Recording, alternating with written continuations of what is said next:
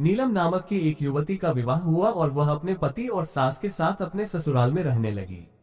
कुछ ही दिनों बाद नीलम को आभास होने लगा कि उसकी सास के साथ पटरी नहीं बैठ रही है। सास पुराने ख्यालों की थी और बहू नए विचारों वाली।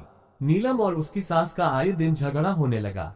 दिन बीते, महीने बीते, साल भी बीत गया, न तो सास टीका टिप्पणी करना छोड़ती और न नीलम जवाब देना। हालात बद से बदतर होने लगे। नीलम को अब अपनी सास से पूरी तरह नफरत हो चुकी थी।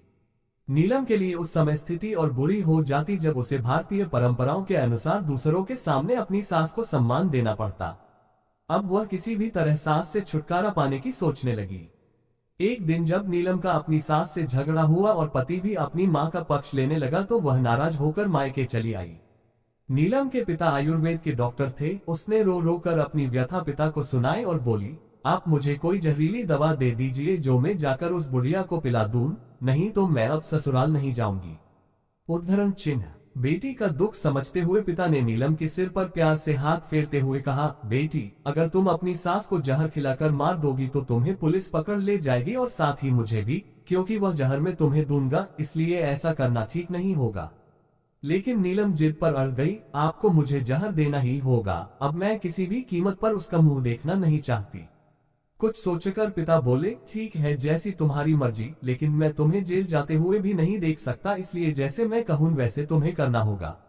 मंजूर हो तो बोलो, क्या करना होगा? नीलम ने पूछा। पिता ने एक पुड़िया में जहर का पाउडर बांधकर नीलम के हाथ में देते हुए कहा, तुम्हें इस पुड़िया में से सिर्फ एक चुटकी जहर रोज अपनी सास के भोजन में मिलाना है। कम मात्रा होने से वह एकदम से नहीं मरेगी, बल्कि धीरे धीरे आंतरिक रूप से कमजोर होकर 5 से 6 महीनों में मर जाएगी। लोग समझेंगे कि वह स्वाभाविक मौत मर गई। पिता ने आगे कहा, लेकिन तुम्हें बेहद सावधान रहना होगा ताकि तुम्हारे पति को बिल्कुल भी शक न होने पाए, वरना हम दोनों को जेल जाना पड़ेगा। इसके लिए तुम आज के बाद अपनी सास से बिल्कुल भी झगड़ा नहीं करोगी, बल्कि उसकी सेवा करोगी।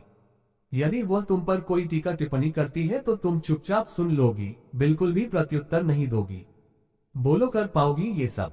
नीलम ने सोचा, 6 महीनों की ही तो बात है, फिर तो छुटकारा मिल ही जाएगा। उसने पिता की बात मान ली और जहर की पुड़िया लेकर ससुराल चली आई। ससुराल आते ही अगले ही दिन से नीलम ने सास के भोजन में एक चुटकी जहर रोजाना मिलाना शुरू कर दिया। साथ ही उसके प्रति अपना बर्ताव भी बदल लिया। अब वह सास के किसी भी ताने का जवाब नहीं देती, बल्कि क्रोध को पीकर मुस्कुराते हुए सुन लेती। रोज उसके पैर दबाती और उसकी हर बात का ख्याल रखती। सास से पूछ पूछ कर उसकी पसंद का खाना बनाती, उसकी हर आज्ञा का पालन करती। कुछ हफ्ते बीतते बीतते सास के स्वभाव में भी परिवर्तन आना शुरू हो गया। बहू की ओर से अपने तानों का प्रत्युत्तर न पाकर उसके ताने अब कम हो चले थे, बल्कि वह कभी कभी बहू की सेवा के बदले आशीष भी देने लगी थी। धीरे धीरे 4 महीने बीत गए। नीलम नियमित रूप से सास को रोज एक चुटकी जहर देती आ रही थी, किंतु उस घर का माहौल अब एकदम से बदल चुका था। सास बहू का झगड़ा पुरानी बात हो चुकी थी। पहले जो सास नीलम को गालियां देते नहीं थकती थी, अब वही आस पड़ोस वालों के आगे नीलम की तारीफों के पुल बांधने लगी थी। बहू को साथ बिठाकर खाना खिलाती और सोने से पहले भी जब तक बहू से 4 प्यार भरी बातें न कर ले, उसे नींद नहीं आती थी। 6ठा महीना आते आते नीलम को लगने लगा कि उसकी सास उसे बिल्कुल अपनी बेटी की तरह मानने लगी है।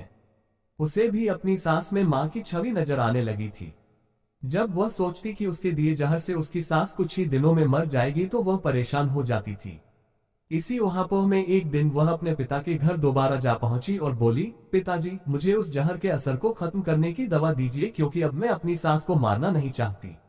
वो बहुत अच्छी हैं और अब मैं उन्हें अपनी माँ की तरह चाहने लगी हूँ। पिता ठठाकर हंस पड़े और बोले, जहर? कैसा जहर? मैंने तो तुम्हें जहर के नाम पर हाजमे का चूर्ण दिया था। हाँ हाँ हाँ।